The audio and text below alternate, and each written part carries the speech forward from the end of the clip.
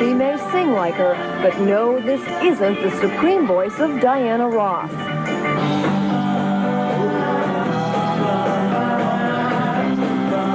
And this isn't the flash of Sha Na Na. I ain't going no place without my toothbrush.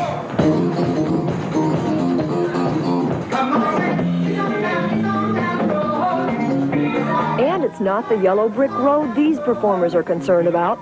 They're all part of a unique musical experience in South Florida called the Kenny Martel concept. Their lavish costumes, complex choreography, and mirror-like star imitations are being perfected for a goal: to be spotlighted in the city of spotlights, New York. It's never easy making it to the Big Apple, but this group has done it. In their last Florida performance, you'll be surprised to learn how hard it was getting here and how close their goal made them along the way. I think a band and a show are closer than a marriage. Most of you involved from the very beginning remember the 90 days that we spent sitting together and sleeping together in the same room. I mean, we all got a ton of stories to come out of that, but as I say, we got a shot now. It's been a year and a half since these members were first introduced to each other, picked individually by record producer and manager Kenny Martel to form a musical core which could relate to any kind of music. But the resulting 12 hardly reflects the number who auditioned. Between who we auditioned for this particular show, Master Group, and what was picked from before, we've gone through 5,000 people. Get this thing so it's flush. His performers were not to be discovered on the local nightclub circuit. Many had taken up other crafts while waiting for the right moment, like Rennie Davis. He was working as a professional curtain hanger when he tried out. I hadn't played in 8 months at the time, and I was so frightened. And Joey Donahue. He was working as a carpenter, but when he found his way back into music, he realized both talents were needed to make this concept work.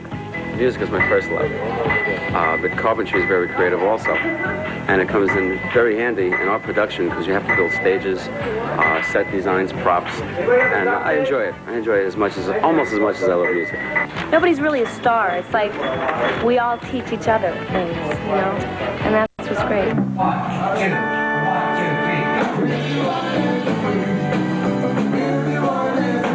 With New York in the back of their minds, they began a grueling schedule of rehearsals. They not only had to know their music, they had to know each other. For 90 straight days, they ate, slept, rehearsed. As each person got up and sang their pieces, another person would get down and sleep. And so it went around the clock. And I think the reason for it was best because it created a more of a family atmosphere. When we left, we were a fighting football team. They say that when you're in the trenches, you really get to know the person next to you. And that's kind of what it was like. With nothing else but practice in their lives, they became a family in more ways than one. Of the 12, half of them ended up getting married to each other, like singer Steve and Sue. One of the band, Rennie, stood up for her, gave her away. And Lori, she stood up as my maid of honor. Maid of honor. And Roy was my best man. It was nice. It was very nice. It was a very close family. Within 3 days, we got married. Everything just worked out so well. And yes, Kenny himself was no exception.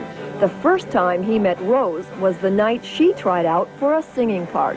I just didn't hire her. I don't know. I guess it was just the experience level at the time. But 3 months later, she came back and blew me away. And about a year later, she married me. So there. Personal life was total business when it came to practice, though.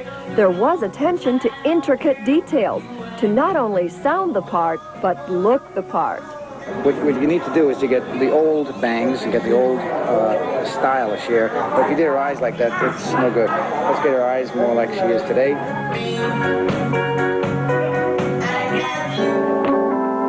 I was raised in a don't-get-don't world, overrun with rules. Memorize your life and move directed. That's an age-old story. Everybody knows. It would all come together on the road.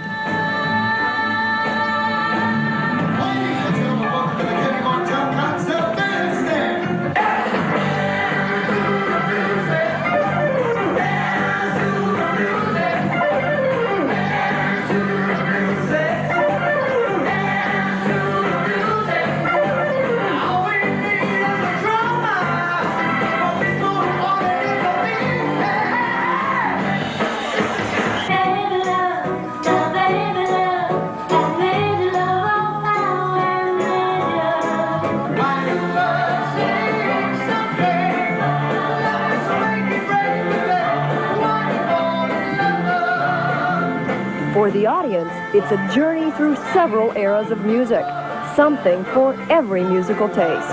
And that's what the concept is about. We've combined rock with theater, with Vegas, with music from several different sources. It's been a year and a half of hard work, but well worth it. This is their final performance in Florida at Boca Raton. Because the Kenny Martel concept is opening on January 21st in New York off Broadway. It won't be an easy road ahead any more than it has been, but the Kenny Martel concept has worked for it, and they're ready. I think now we know that when we get there, we're not going there for pride and ego. We're going there because we've worked towards it. It's a big plateau. It's a big plateau, and I'm very excited about it.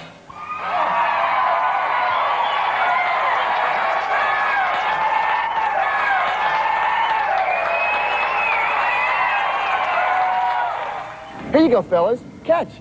Good catch. The Kenny Martel concept has made it to the Big Apple, and they've been well received by the audiences up there. In fact, their limited engagement has been extended by yet another month. Oh boy, what a good tosser there. Coming up next on Channel 4's PM Magazine, our master gardener, Steve Pizzicato, continues a series of house calls to the Courage family in South Dade. Okay, guys, one more time.